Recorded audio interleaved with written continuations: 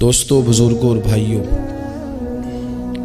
ہم مسلمان ہیں۔ اللہ تبارک و تعالیٰ نے جو دین برحق ہمیں عطا فرمایا ہے، وہ دین ہماری تمام ضروریات کو پورا کرتا ہے۔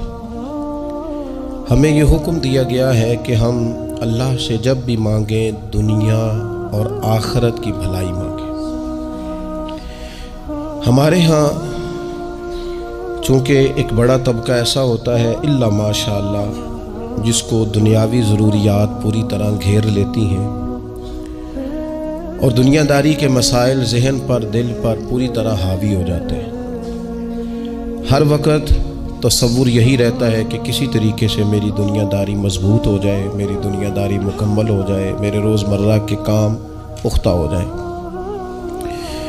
اس کا لازمی نتیجہ یہ نکلتا ہے کہ انسان دینی کاموں کو بھی معاذ اللہ دنیا کے لیے کرنا شروع کر دیتا ہے۔ کعبۃ اللہ میں جا کر بھی، بیت اللہ شریف کا طواف کر کے بھی، حجر اسود کے بوسے کے بعد بھی، مقام ابراہیم پر نفل پڑھنے کے بعد بھی، حتیٰ کہ نبی اکرم صلی اللہ علیہ وسلم کی بارگاہ عالی مرتبت کی حاضری کے دوران بھی الا ماشاء اللہ لوگ دنیا ہی مانگتے رہتے ہیں۔ میرا فلانا کام ہو جائے، میرے بچوں کے معاملہ سنور جائیں، فلاں کا مستقبل بہتر ہو جائے۔ دنیا کی خیر اللہ سے مانگنا برا نہیں، لیکن صرف دنیا ہی مانگنا اور اپنی آخرت کو فراموش کر دینا۔ اللہ فرماتے ہیں وَالْآخِرَةُ خَيْرٌ وَأَبْقَىٰ، آخرت تمہارے لیے بہتر بھی ہے اور ہمیشہ باقی رہنے والی بھی ہے۔ قرآن مجید نے سورہ بقرہ کے اندر قریش مکہ کی اس عادت کا ذکر کیا ہے۔ فرمایا جب وہ حج کرتے تو ان کا طریقہ یہ تھا کہ وَمِنَ النَّاسِ مَن يَقُولُ رَبَّنَا آتِنَا فِي الدُّنْيَا، ان میں سے کچھ لوگ یہ کہا کرتے تھے کہ یا اللہ ہمیں دنیا عطا کر دے، ہمیں دنیا دے دے۔ رب فرماتا ہے وَمَا لَهُ فِي الْآخِرَةِ مِنْ خَلَاقٍ، ان لوگوں کا آخرت میں کوئی حصہ نہیں۔ مانگی بھی ہے تو صرف دنیا، حج کر کے بھی دنیا، اللہ کے گھر جا کے بھی دنیا، شیخ کا بیعت ہو کے بھی دنیا، دینی محفل سے مراد بھی یہ، دینی اجتماعات کر کے بھی، دینی مدارس قائم کر کے بھی، خانقاہ کا، مسجد کا ماحول بنا کے بھی، اس سے بھی مطالبہ فقط دنیا کا۔ ان کفار کی اس عادت کو ذکر کر کے ہمیں سمجھایا گیا کہ جو فقط دنیا مانگتا ہے اس کا آخرت میں کوئی حصہ، اور فرمایا کچھ لوگ ایسے ہیں وَمِنْهُمْ مَنْ يَقُولُ رَبَّنَا آتِنَا فِي الدُّنْيَا حَسَنَةً، اچھا انہوں نے دنیا بھی مانگی تو صرف دنیا مانگی، حسنہ نہیں مانگی۔ اور یہاں فرمایا کچھ لوگ ایسے ہیں جو رب سے کہتے ہیں یا اللہ ہمیں دنیا میں بھی بھلائی عطا فرما، دنیا بھی دے تو حسنہ دینا، وہ دنیا دینا جو ہمارے دین کو تقویت دے، وہ دنیا دینا جو ہمارے اعمال حسنہ کو مضبوط کرے، دینی معاملات کو تقویت دے، دنیا بھی وہی عطا فرما۔ اور ساتھ کہتے ہیں وَفِي الْآخِرَةِ حَسَنَةً، یا اللہ ہمیں آخرت میں بھی بھلائی ہی عطا فرما، وَقِنَا عَذَابَ النَّارِ، اور ہمیں دوزخ کے عذاب سے بچا، أُولَٰئِكَ لَهُمْ نَصِيبٌ مِّمَّا كَسَبُوا، فرمایا ایسوں کو ان کی کمائی ہی ملے گی، جو انہوں نے کیا ہے وہ خوش نصیبی انہیں ضرور میسر آئے گی، چونکہ دنیا بھی مانگ رہے ہیں، آخرت بھی مانگ رہے ہیں۔ ہمیشہ کوئی بھی کام کریں کسی قسم کا بھی، اس میں یہ دیکھیں کہ کیا اس میں میرے لیے کوئی ذخیرہ آخرت بنے گا، کیا یہ کام میری قبر میں، حشر میں، قیامت میں میرے لیے کوئی فائدہ مند ہوگا۔ میں بڑے درد سے عرض کرتا ہوں بعض لوگ دینی کام کرتے ہیں اور ان سے جب سوالات کیے جاتے ہیں تو وہ بعض اوقات تکلیف دہ معاملہ ہو جاتا ہے کہ اس دینی کام کے پیچھے بھی وہ والا خلوص نہیں جو ایک مسلمان کا رب و رسول کے ساتھ ہونا چاہیے۔ اس دینی کام کے پیچھے بھی کچھ دنیاوی مقاصد موجود ہیں، تو اگر بڑی پگڑی اور بڑے جبے کے پیچھے بھی ایک دنیا دار چھپا ہوا ہو، لوگوں کو تو دھوکہ دیا جا سکتا ہے، رب و رسول کو تو نہیں نہ دیا جا سکتا۔ وہاں تو دلوں کا خلوص ہی پہنچتا ہے، وہاں تو نیتوں کا حسن ہی پہنچتا ہے۔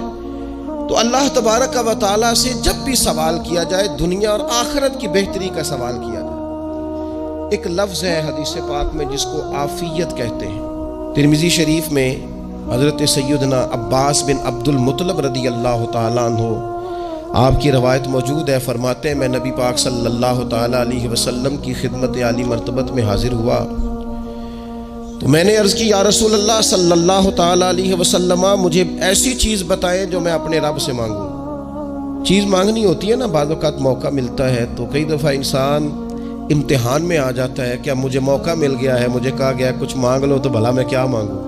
حضرت عباس بن عبد المطلب رضی اللہ تعالیٰ عنہ نبی پاک علیہ السلام کے پیارے چچا جان ہیں، عرض گزار ہیں یا رسول اللہ صلی اللہ علیہ وسلم، مجھے بتائیے میں اپنے رب سے مانگوں تو کیا مانگوں؟ تو حضور نے فرمایا رب سے عافیت مانگو۔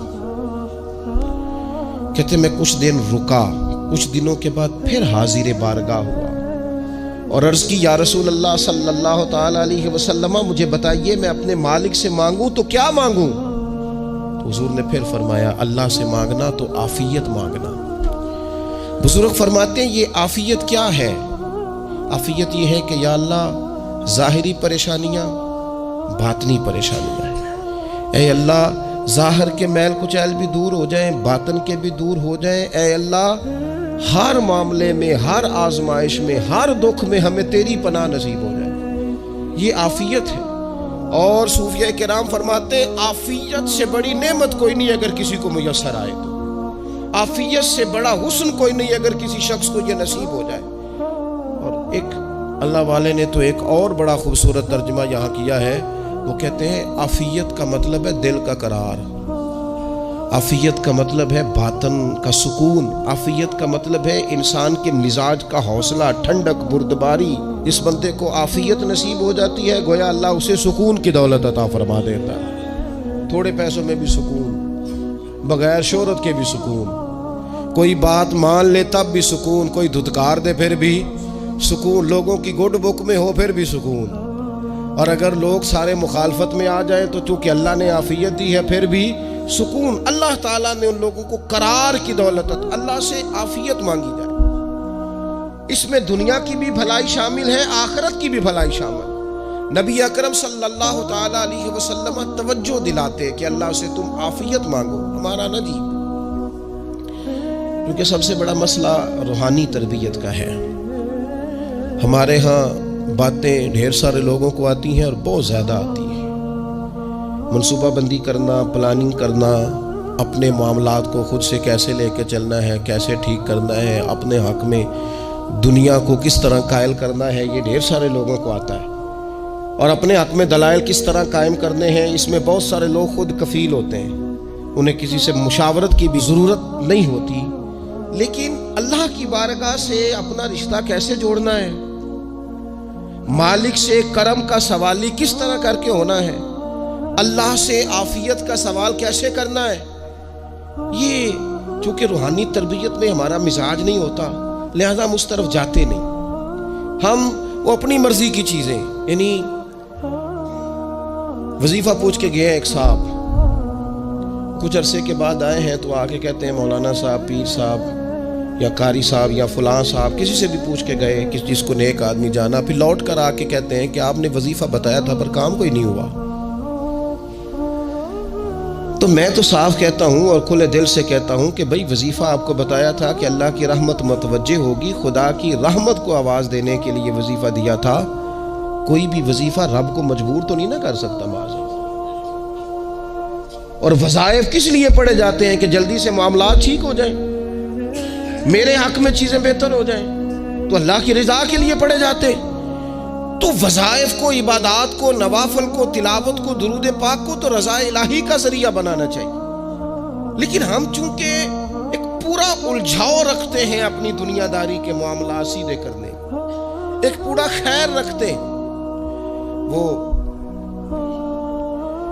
لوگ ملتے رہتے ہیں مختلف بزرگوں کی نسبت کے تعلق سے، تو بعض جگہوں پہ بعض لوگ بڑے تیز ہوتے ہیں، یعنی ان سے آپ کی ملاقات ہوتی ہے تو بندے کو محسوس ہوتا ہے کہ یار اسے تو پہلے ہی ساری باتوں کو پتہ ہے، اور کئی دفعہ ان سے ملنے کے بعد احساس ہوتا ہے کہ یار اس سے تو تھوڑا سیکھ ہی لیتے تو بہتر تھا، یہ تو بات بڑی آگے نکل گئی، سارا پتہ ہوتا ہے، باشعور ہوتے ہیں، لیکن ڈر آتا ہے اللہ سے۔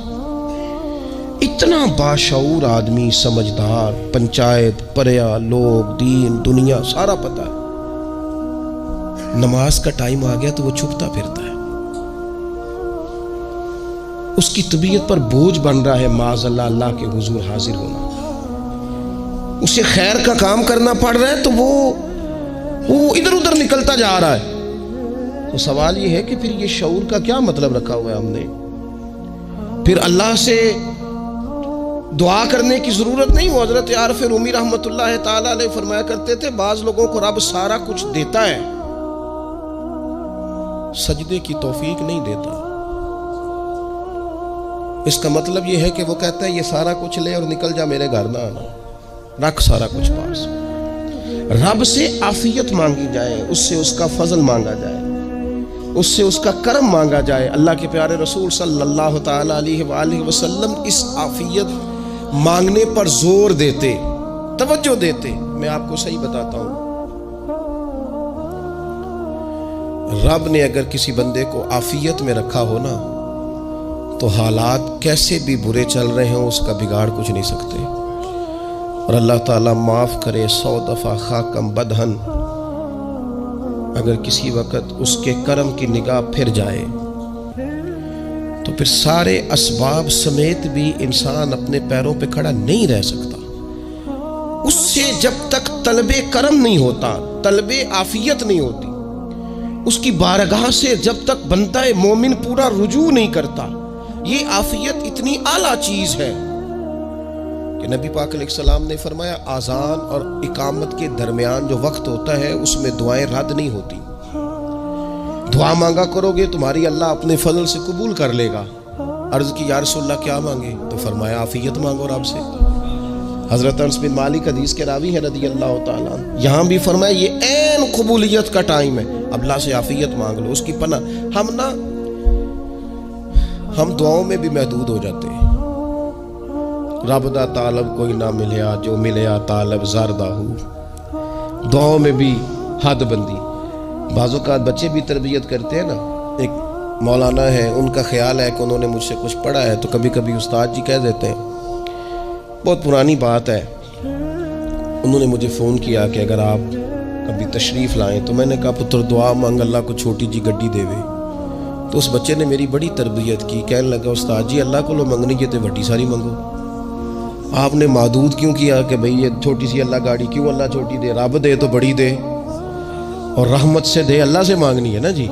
ہم تربیت نہیں لیتے۔ میں نے اس کا شکریہ ادا کیا، میں نے کہا بیٹے تو نے بڑی سونی بات کی، اللہ تجھے اس کا اجر عطا کرے، اللہ تجھے برکات عطا کرے۔ اگر آپ نے سیکھنا ہے تو پھر آپ سیکھ لیں گے، اور اگر نہیں سیکھنا تو پھر یہی کہنا ہے ساری عمر لانگی بندہ کو نہیں ملیا، چونکہ مزاج نہیں ہے نا سیکھنے کا، اس لیے پھر ملا ہی کوئی نہیں، پھر ساری زندگی کو میسر ہی نہیں آیا، کسی نے نصیحت ہی نہیں کی، کوئی آنکھوں کو بھایا ہی نہیں، خود ہی بڑے سیانے تھے، خود ہی بہت بڑے تھے، اپنا قد ہی بڑا اونچا تھا، سب ٹھگنے چھوٹے اور کمزور اور بوڑے نظر آئے۔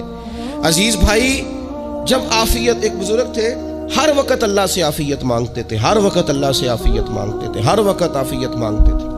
لوگوں نے پوچھا، لوگ ان کو صالح جانتے تھے، نیک سمجھتے تھے کہ حضور آپ اور کوئی دعا مانگتے نہیں، عافیت ہی مانگتے ہیں۔ فرمانے لگے میں مانگا کرتا تھا شروع میں، بعد میں خیال آیا اور بھی دعائیں مانگا کرتا تھا، یہ احساس بعد میں نصیب ہوا۔ فرماتے میں مزدوری کرتا تھا، مال برداری کرتا تھا، ایک جگہ پہ ڈیوٹی کر رہا تھا تو تھک گیا، اور وہ جو کام لینے والے لوگ تھے ان کا رویہ بھی بڑا ترش تھا، تکلیف ہوئی، تو میں نے اپنے مالک کی بارگاہ میں عرض کی مالک اگر 2 روٹی بغیر مجھے مشقت کے مل جائے دن میں تو تیری بارگاہ تو بڑی کریم ہے۔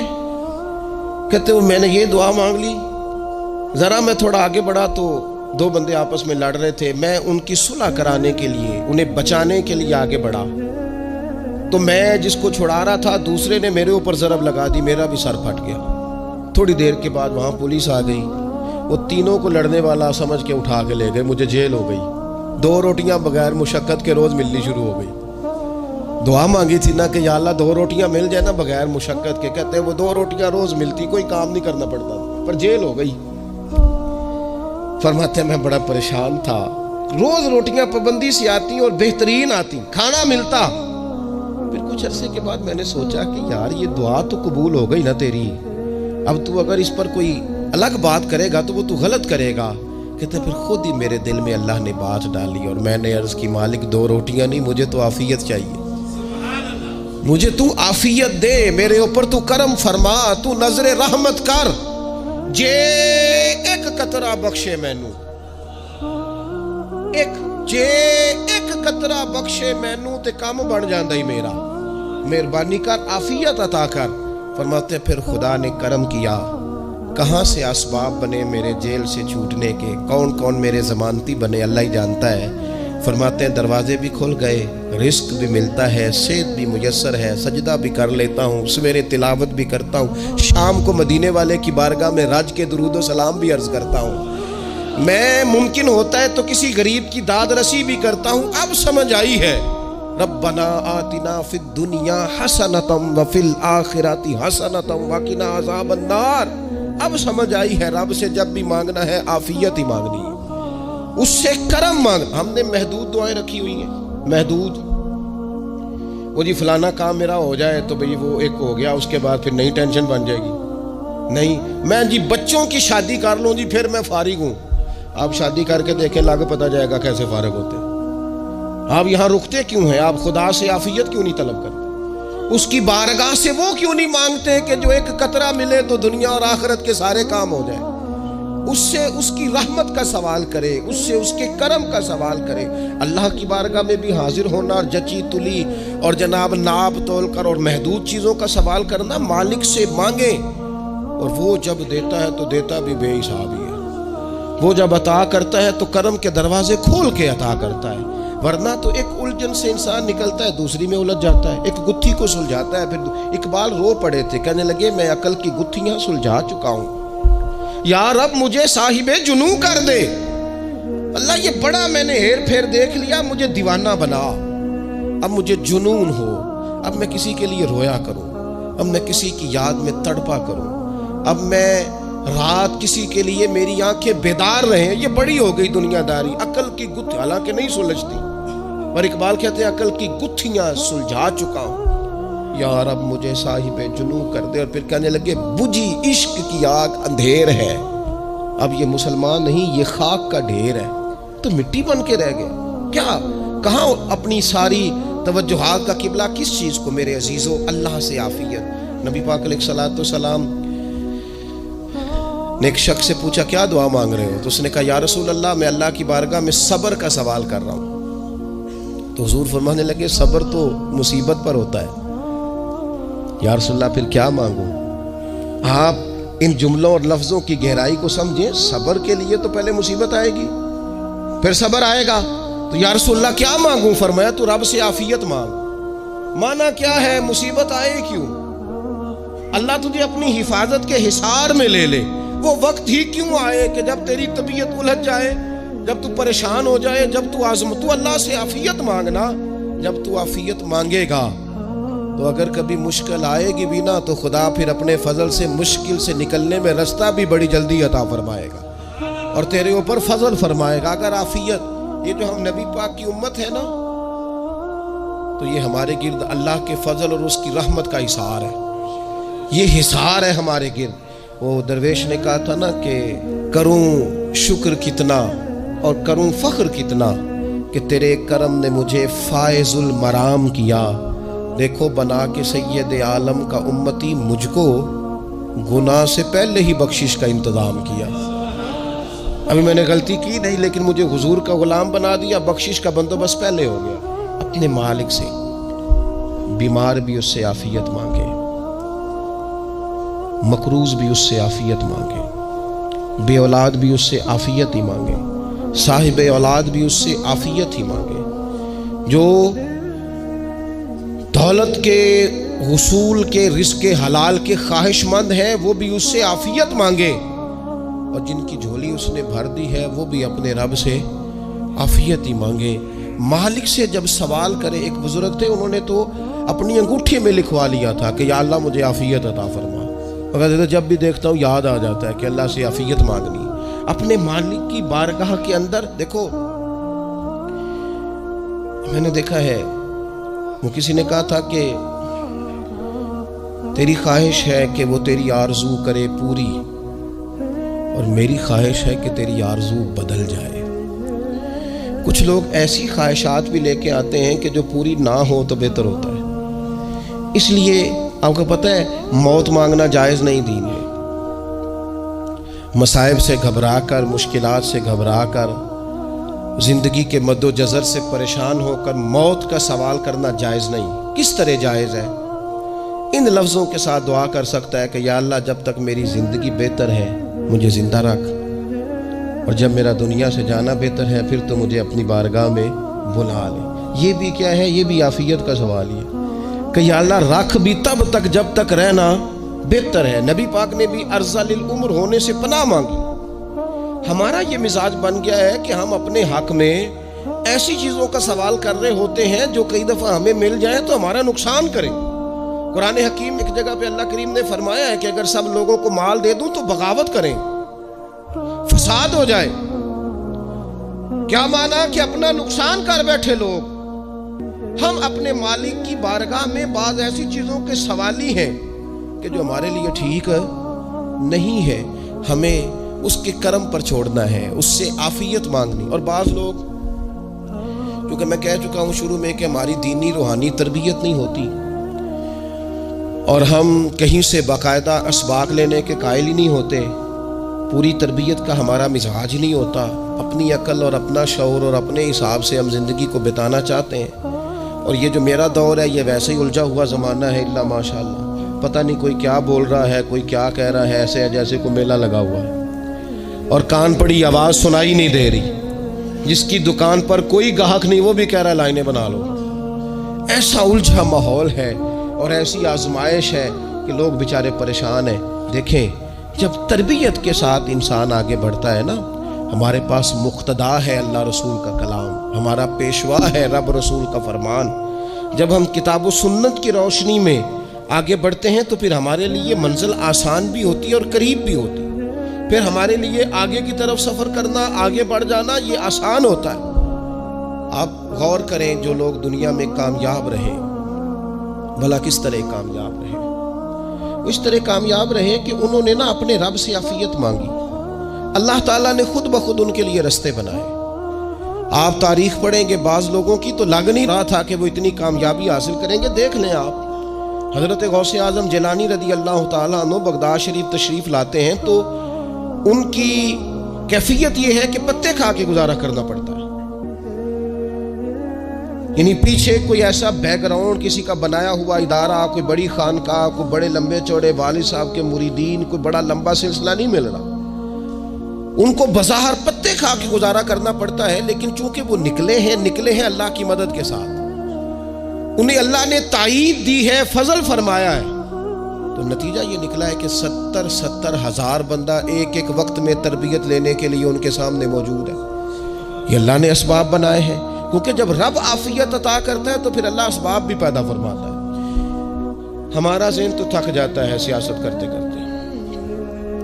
ہم تو جناب پوری ترتیب سے ہمیں سلیقہ آتا ہے کس طرح کر کے کس بندے کو کیسے قائل کرنا. پورے طور پر ہم وہ ساری زندگی سیاست کرتے رہتے ہیں. وہ خاندانوں میں بھی چلتی ہے، گلی محلے میں بھی چلتی ہے، دوستوں میں بھی چلتی ہے. اور بعد میں پتہ چلتا ہے کہ یہ پتے کھیل کون رہا تھا، اصل میں صلح کرانے والا تھا کہ لڑائی کرانے والا تھا. یہ سب کا خیر خواہ تھا، یہ سب کی ذہن کے اندر فطور کی آمیزش ہی اس شخص کی وجہ سے تھی. ہم چونکہ وہ خاص عافیت اللہ سے نہیں مانگتے، ہماری مخصوص سیاست ہوتی ہے سبھی کو راضی رکھو. اس کا نتیجہ یہ نکلتا ہے کہ ایک ٹائم آتا ہے کوئی بھی راضی نہیں رہتا. ہم اگر اپنے مالک کی طرف رجحان کریں اور اللہ نے جو ہمیں شعور دیا ہے اس شعور کو لے کر اللہ کی بارگاہ کی طرف بڑھیں. آپ یقین کریں اعلیٰ حضرت بریلوی رحمۃ اللہ علیہ کی کتابیں ہیں، ایک ایک کتاب پر پی ایچ ڈی ہو رہی ہے،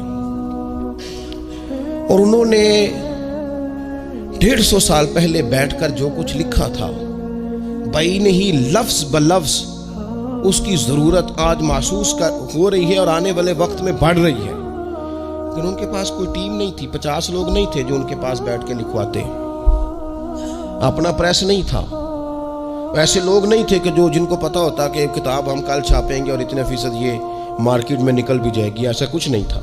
کیا تھا؟ اللہ کی مدد ساتھ تھی، تائید ایزوی ساتھ تھی، اللہ نے اپنی عافیت میں رکھا تھا. قرآن مجید کی آیت کا ترجمہ کرتے ہیں نا اعلیٰ حضرت اہدنا الصراط المستقیم، یا اللہ ہمیں سیدھی راہ پہ چلا. بہت سارے مفسرین نے کہا اے اللہ ہمیں سیدھا راستہ دکھا، فرماتے ہیں اے اللہ ہمیں سیدھی راہ پر چلا۔ تو کسی نے کہا حضور یہ چلا اور دکھا میں کیا فرق ہے؟ فرمانے لگے دکھانے کا مطلب یہ ہوتا ہے کہ کسی نے پوچھا میں نے گجرانوالہ جانا ہے، تو دکھانا یہ ہے کہ اسے کہا یہاں سے باہر نکلو، روڈ پہ چڑھ جاؤ، سیدھے جاؤ گے، ایک پول آئے گا اسے کراس کرنا، نیچے اترنا، وہاں سے شہر شروع ہو جائے۔ پھر اس نے اگر کوئی اندرونی جگہ شہر کی پوچھ لی تو اس کو کہا کہ رائٹ ہو جانا، پھر لیفٹ ہو جانا، پھر آگے کسی سے مزید۔ یہ ہے راستہ دکھانا اور ایک ہے چلانا۔ اس نے کہا میں نے گجرانوالہ جانا ہے، تو اس نے کہا ساتھ بیٹھنا میری گاڑی پہ، جہاں تو نے جانا ہے میں چھوڑ کے آتا ہوں۔ یہ راستے پہ چلانا ہے، یہ مقام تفکر ہے، آپ اس پر غور فرمائیں گے۔ کہتے ہیں یا اللہ تو ہمیں راستہ دکھائے گا اور دکھاتا ہے، لیکن چاروں جانب شیطان بھی تو بیٹھا ہے نا، فتنے بھی تو ہے نا، تو اگر تیری رحمت ساتھ رہے، مانا کہ محبت کے سفر میں ہر گام پہ 100 مشکل ہے، لیکن یہ سفر آسان بھی ہے اگر ساتھ تمہارا ہو جائے۔ اگر تو ساتھ چلے تو پھر یہ سفر مشکل ہے۔ ہارون رشید نا اپنے محل کی چھت پہ ٹہل رہا تھا، سب سے اوپر والے چوارے پر، نیچے سے حضرت بہلول دانا گزر رہے تھے، اوپر اس کے ساتھ سپاہی بھی تھے، گن مین بھی تھے۔ اس نے کہا یہ بابا تو ذرا اوپر اٹھاؤ۔ انہوں نے ایک ڈولی، ایک ٹوکری سمجھ لیں، اس کو رسیاں باندھ کے نیچے پھینکا۔ نیچے جو سپاہی تھے ان کو کہا کہ یہ بابا جی کو پکڑ کے اس میں بٹھاؤ۔ انہوں نے جبرن تھاما بابا جی کو، اس میں ڈالا، اوپر والوں نے کھینچ لیا۔ 2-3 منٹ لگے۔ ہارون رشید کے سامنے حضرت بہلول دانا پہنچ گئے تو تھوڑے ناراض بھی ہوئے کہ یہ کوئی طریقہ تو نہیں نا بلانے کا۔ ملاقات ہوئی تو کہا کیوں بلایا؟ کہنے لگا ایک مسئلہ پوچھنا تھا۔ فرمانے لگے بادشاہ ہے نا، تیرے مسئلے پوچھنے کا بھی اپنا ہی انداز ہے، پوچھ مسئلہ۔ کہنے لگا بابا پوچھنا تھا کہ آپ اللہ تک کیسے پہنچے؟ حضرت بہلول دانا چپ کر گئے۔ 2-4 منٹ کے بعد کہنے لگے جس طرح ابھی زمین سے تیرے تک نہیں پہنچا، بالکل اسی طرح ہی پہنچ گیا اور رب کریم کی بارگاہ تک، اور وہ بھی جو اس نے کرم فرمایا ہے، ورنہ میں تو نہیں سمجھتا کہ میں پہنچ گیا، وہ بھی اگر تیری خوش گمانی ہے۔ ہارون رشید کہنے لگا مجھے سمجھ نہیں آئی۔ فرمانے لگے تو بادشاہ جو ہے اتنی جلدی کیسے سمجھ میں آئے گی تجھے بات؟ فرمانے لگے اگر میں تجھ سے ملنا چاہتا نا تو میں ایک درخواست لکھتا، پھر کسی وزیر سے سفارشی سائن کراتا، پھر وہ جمع کراتا، پھر مجھے ٹائم ملتا کہ فلاں دن فلاں تاریخ فلاں ٹائم آ جانا، پھر آ کے میں لائن میں لگتا۔ پھر بھی تو بادشاہ ہے، تیرا موڈ بنتا ملنے کا کہ نہ بنتا؟ جب میں چاہتا تو پتہ نہیں کتنا ٹائم لگ جاتا، جب تو نے چاہا ہے نا تو 1 منٹ بھی نہیں لگا۔ فرمانے لگے میں نے دعویٰ ہی نہیں کیا کہ میں جدوجہد کر کے پہنچوں گا، میں نے تو رب کی بارگاہ میں عاجزی کی ہے، پھر رب نے ہی کرم فرمایا ہے، اسی نے مہربانی کی ہے۔ مانا کہ محبت کے سفر میں ہر گام پہ 100 مشکل ہے، لیکن یہ سفر آسان بھی ہے اگر ساتھ تمہارا ہو جائے۔ اس کے کرم کا ساتھ رہا ہے، اس سے عافیت مانگی ہے، اپنے آپ کو اس کے سپرد کیا ہے تو اس نے کرم کر دیا۔ جب تک یہ مزاج نہیں ہم بناتے کہ مالک سے عافیت کا سوال کریں، اپنے آپ کو اپنے رب کے حوالے کر دیں، اس کی رحمتوں کے سپرد کر دیں، اتنی دیر تک زندگی میں ٹھہراؤ نہیں آتا، قرار نہیں آتا۔ مشکات میں موجود ہے، اللہ کے پیارے رسول صلی اللہ تعالی علیہ وسلم تیمارداری کے لیے گئے تو صحابہ کرام فرماتے ہیں وہ بندہ نا اتنا پتلا نحیف اور لاغر ہو گیا تھا جس طرح چڑیا کا بچہ ہوتا ہے، کمزوری ضعف طاری تھا۔ تو محبوب کریم نے اسے دیکھا تو بڑے کریمانہ انداز میں کریم فرمانے لگے تو کوئی دعا نہیں مانگتا، تو عافیت نہیں مانگتا اللہ سے؟ عرض کی یا رسول اللہ صلی اللہ تعالی علیہ وسلم، میں نے اپنے رب کی بارگاہ میں عرض کی ہے مالک قیامت کا عذاب بڑا سخت ہے، میں نہیں برداشت کر سکتا، تو نے اگر مجھے کوئی سزا دینی ہے تو یہیں دے لے، قیامت کو نہ دینا۔ تو کہتے ہیں محبوب فرمانے لگے سبحان اللہ، او خدا کے بندے تو رب کی سزا دنیا میں بھی نہیں سہ سکتا، اللہ سے یہ بھی سوال نہ کر، تو رب سے کہہ ربنا آتنا فی الدنیا حسنتا وفی الآخرۃ حسنتا وقنا عذاب النار۔ تو رب سے دنیا میں بھی حسنہ مانگ، بھلائی مانگ، تو آخرت کے لیے بھی بھلائی مانگ، تو اس سے عافیت کا سوال کر۔ تو نے یہ سوال کیوں کیا؟ عرض کی یا رسول اللہ کرم ہو گیا ہے، مجھے سمجھ آ گئی، اب میں اسی طرح ہی کروں گا۔ عزیز دوستو ہم کہاں سہ سکتے ہیں؟ ہم دنیا میں رب کی سزا ہم نہیں سہ سکتے، ہم کمزور ہیں تو گرمی نہیں سہ سکتے، شدید سردی نہیں سہ سکتے، شدت کی بھوک لوگ نہیں سہ سکتے، کوئی آزمائش نہیں سہ سکتے، وہ جو لوگ بعض اوقات کہہ دیتے ہیں نا جی فلاں چیز ہمارے اعمال کا نتیجہ ہے، تو میں کیا کرتا ہوں، نہ کو یار، ہم تو یہ بھی نہیں سہ سکتے، ہم کہاں برداشت کر سکتے ہیں، ہمیں تو وہ معاف ہی فرمائے، ہم حساب والے ہے ہی نہیں، ہم تو صرف معافی والے ہیں۔ ہم سے نہ حساب پوچھے، اس نے حساب پوچھا تو پھر تو بڑی مشکل ہو جائے گی، اگر اس نے حساب پوچھا تو بڑی رسوائی ہو جائے گی، اگر حساب پوچھا تو مشکلات سامنے دکھائی دینے لگ جائیں گی۔ ہم سے تو وہ درگزر والا معاملہ کرے، ہم سے تو وہ کہے جا میں نے محبوب کے صدقے تجھے معاف کیا، جا تیرے لیے رحمت اور بخشش والا فیصلہ کیا۔ وہ کوئی سبب، اس کی رحمت کسی سبب کو دیکھ لے اور درگزر کر لے۔ تو آج کی پوری گفتگو میں آج آپ کو بڑی ذمہ داری سے یہ گزارش کر رہا ہوں، اللہ سے عافیت مانگے، ہر وقت عافیت مانگے۔ میری سالوں سے روٹین ہے، میں دعا مانگتا ہوں، اللہم انا نسألک العفو والعافیت فی الدین والدنیا والآخرہ۔ اور یہ خاموش تبلیغ ہوتی رہی، میں مانگتا رہا، کئی بچوں کو ویسے یاد ہو گئی، اس کو یاد کر لیں، اللہ سے عافیت مانگے، دین میں، دنیا میں، آخرت میں، اس کو اپنا مزاج بنائیں۔ اللہ تبارک و تعالی ہم سب کو عافیت نصیب فرمائے۔ آخر دعوانا الحمد۔